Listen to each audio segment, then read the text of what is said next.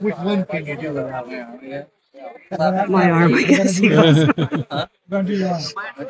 Okay? What I'm gonna do is like you take the t-shirt and slide it right up right to here. All right. I'm Dr. Newman. Thomas, I'm doing this now because you're not gonna be able to do it later. But don't worry. I'll put your arm in the bag, you get to take it home. Oh, you take it home. You can mount it on your wall. So, Thomas wasn't paying attention. You see those muskets those guys have got? They're 75 caliber Brown Vest muskets. They're firing a 69 caliber lead ball. And the purpose of this lead ball being 69 caliber is what? It's smaller than what that is. That's a smooth ball. So we want to do smaller because, and here's our cartridge. Who's heard the term bite the bullet?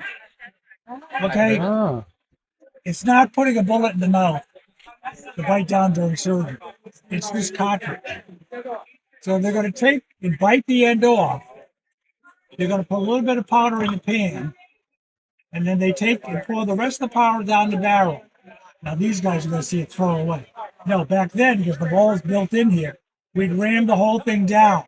Because black powder makes a lot of fouling inside the barrel. That helps clean it, so we can keep it firing longer. Without cleaning your Right, well, during a battle, you got to keep firing multiple rounds. right. So, unless you're one of those American people, Americans, they were doing this nonsense. They were driving a cut nail through the wall. We complained to Washington about this. He never answered back. But, I mean, this was considered barbaric. This now, as it's fired through the air, is going to spin. So instead of making a simple hole like that, it's going to rip open a hole like this. Yeah. Which is going to be really hard to close up and stuff afterwards. But he just got hit with a regular ball. Yeah. So, step one. What do you think we're going to do for him to save his life? We're going to do it really quick. You take the knife and cut his arm off. Cut it up, hold it up. You're going to kill him. He doesn't need his arm. He can live without the arm. What are we going to do first to save this child's life? Tourniquet. We got to stop the bleed. You've already heard that lately. We have these programs, stop the bleed programs. If you haven't taken a class, it's a good class to take. So, this is a petite type tourniquet. This was developed in France at the beginning of the 18th century. Before that, it was a band, a stick, you twist it. If that came apart during surgery, 1 to 2 minutes, your patient's going to bleed out. So, tourniquet. You put the tourniquet in place, just like we do today, iron tight, snug it down tight, and we crank it down. My assistant's going to hold it because I don't want to really crank it down and stop your circulation. I do. He does. The bleeding's been stopped. Next step. You want something for the pain? Yeah. That's his. Yeah, you just Here's your reader strap. I'm not going to make you take mine off. Here's your reader strap. A leather strap to bite on. No lead ball. No bite the bullet. Bite the bullet comes from that thing, not from there. All right. Bleeding's controlled. Pain's controlled. Next step. Hold me down. Yep, he's helping hold you down. Now you got to the hook remember, knife. people back then were a lot more stoic than we are. That's all. They live with pain day in, day out. So this is a curve. They came curved or straight amputation knives. These are both originals to the period. This is English. They're original, And like this, they're it's used. an original from the period. And this is a colonial one, we said, because we can see the file mark. So this had to be forged. I'm not sure I want that subject. Relax. Hey, relax. The way this is used, I'm going to come all the way around here. And I'm going to go all the way around. And I'm going to make one quick incision right down to the bone. Once that's done, assistant, what are you going to do? No? We have 2 leather retractors. One with 2 holes, one with 1 hole. Which one do I use for the upper arm? One. The 1 hole. 1 bone, 2 bones. Lower leg, 2 bones. Upper leg, 1 bone. So this is going to get inserted in the incision I just made. Is that original? No. And then he's going to grab it, and I want him to haul that muscle tissue as high up that arm as he can. I want a good 1.5 to 2 inches of bone exposed. So he's your assistant during surgery too. My Not only is surgeon. he the patient, he's the assistant. No, this is the patient. This is my You have an surgeon. assistant. Okay. I'm answering, Man. he's not. Bone saw. This is my $15 hacksaw. I went to a flea market. There was an old guy selling old tools. This was all green and black and cruddy. Had a hacksaw blade. I said, "How much for the hacksaw?" "Oh, how's $15 out?" I almost ripped my pants trying to get my wallet. I knew what it was. Yeah. This is an original English bone saw. This is brass. Pins that hold it in, that's silver. And then I had to get appropriate blade. Wait. Nice. So right against that leather retractor, I'm now going to cut through the bone. Now, once I've cut it through, for you guys over there, you can look under that little green table with the chest under it. You can see where the bone, the rest of the arm goes. So this gets cut off. This gets chucked into the pile. At the end of the day, we're either going to burn them or bury them. Okay? We don't want it laying out. Because it's terrible for the guys during the night if they all of a sudden they see a wolf running by with somebody's leg around it. So we got to burn that stuff. If I'm feeling generous, I might sell them to the other side for stew meat. All right. So now we got the end of the stuff. If I take the tourniquet off, he's going to what? Bleed out. He's going to bleed out. So now I take the tenaculum. Now this, I've got 2 pre-tied wax litmus sutures on here. I'm going to hook the artery, pull the artery out, I'm going to tie it off. I'm going to do the same thing with the major vein. Pull out those 2 major vessels and tie them off. Once, Oh, no.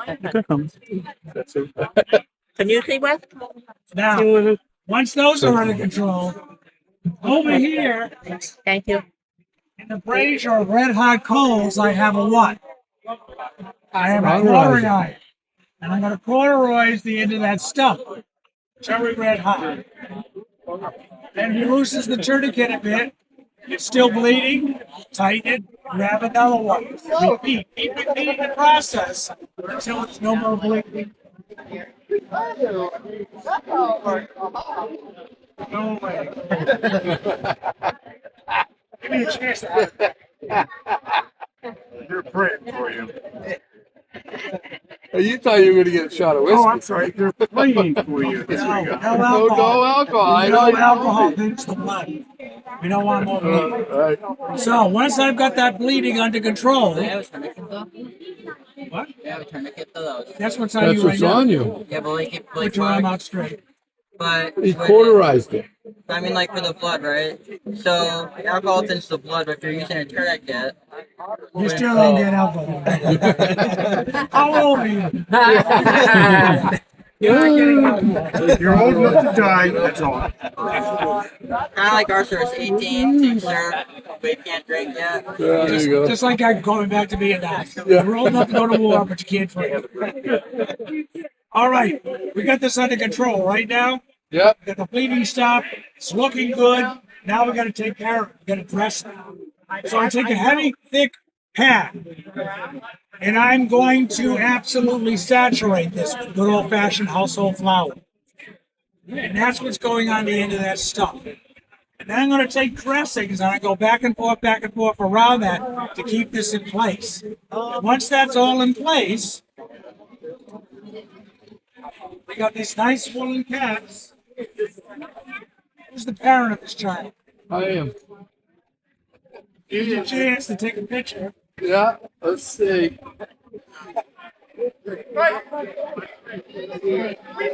Trust me, I've gotten a few pictures with this whole demonstration. All right. So, once this is done, he goes to sick bay for 48 hours. In 48 hours, we're going to take this all off and wash and change the dressing. Now, what is water for on board ship? You're drinking. You're a smart lad. You're 16, you're smart. So you've been drinking. But we're not going to use it for washing boots. On board ship, below deck, we have barrels and barrels of vinegar. And good old-fashioned apple cider vinegar. Nice. That's been disinfecting below the decks. A lot of dampness down there. So we're going to use a vinegar solution. First, we're going to soak it. So we're going to get that big bulky dressing on. And that was the reason for the flour. I didn't want, who's ever had a cut, put a Band-Aid on it, you go to change the Band-Aid, you rip it and you get it bleeding again. Yep. That's the zero sanguine split. That's why you always put a layer of bacitracin on the cut first, then put the Band-Aid. Then it won't reopen it. Same thing this, I don't want to reopen it. So we're going to soak this, and the flour was to keep that from soaking in there, so I rip everything open again. Then we're going to wash it with the vinegar solution. Then we're going to redress it. And then every 24 hours thereafter, we're going to change the dressings. Now, what do you think is his, what was your name again? Thomas. What do you think Thomas's survivability rate is? What percentage? 50-50. 60. I was gonna say 50-50. That's a good guess. 50-50? I think that's a good guess. 30. She doesn't look good. I'm gonna go with 80 to be an outlier. What? I'm gonna go with 80. Okay, and that's it. 50 to 80% survivability. Now, there's two things I did for my reason in this procedure that actually benefited him for another reason. What do you think they are? Infection. Vinegar, being an acid, And an arm. kill germs, which we don't know about. They're little squiggly things that you see in the microscope. And then the chlorine. I'm stopping bleeding. The extreme heat is a word. It begins with an S, but it's unknown to me. What is that word? Septic? I sterilized the end of their stomach. Killed all the germs, which I don't know about. Oh, you didn't know about that. No, we don't have a germ theory. That's after the Civil War when germ theory comes from. But then they had the one like they put you in surgery and like they Penicillin? No, in the Civil War they had ether. They have an anesthetic. I saw my anesthetic, right? It's right. Okay, so what do you think? How long this took me? How many? 2 minutes. You're saying 2 minutes? A few. minutes, Or 2 like minutes. 2 seconds. All right. Under 2 minutes. Now we're talking one bone. So upper arm, upper leg, 2 bones takes longer. I got to separate the tissue between the bones. But a good, well-practiced surgeon, cut through the tissue, saw through the bone, tie off the major bleeders in 1 to 2 minutes. Wow. You had to operate quickly, otherwise your patient would go into shock and die. Wow. And you don't want that. Yes. You don't want anybody to die, right? Good answer. So, how you feeling now? All right, yes. Is ready to be discharged? I realized I'd be in pain though. Now, Is it what? yes, pain. We all know about pain, right? Give my arm down now. You can be drunk. That's cut the circulation out as it was. So,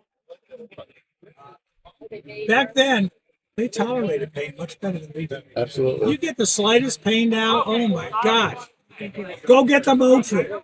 Run to urgent care. Oh, go to the ER. Back then, no. How many people have walked the village? Who can tell me where the doctor's office is in the village? There isn't one. Village this size didn't have a doctor. Maybe